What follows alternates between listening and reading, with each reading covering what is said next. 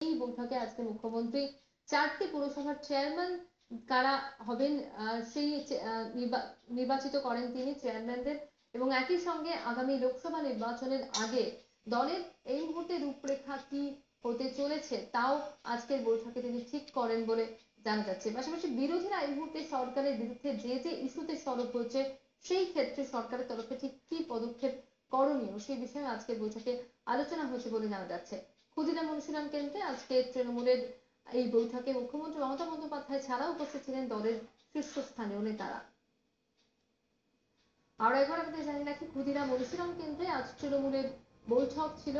সেই বৈঠকে আজকে 4 পুরসভার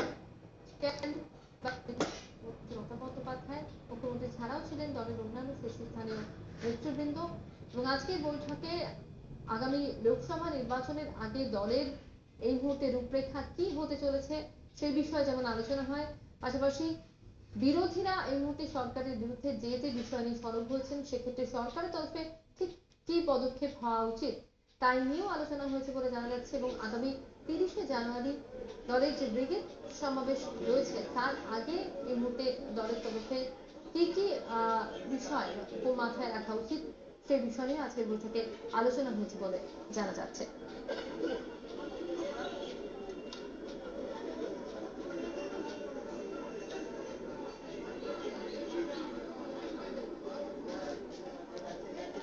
ক্ষুদিরাম অনুশীলন কেন্দ্রে তৃণমূল কংগ্রেসের দলীয় বৈঠক, এই বৈঠকে উপস্থিত ছিলেন মুখ্যমন্ত্রী মমতা বন্দ্যোপাধ্যায়, মুখ্যমন্ত্রী ছাড়াও ছিলেন দলের শীর্ষস্থানীয় নেতৃবৃন্দ।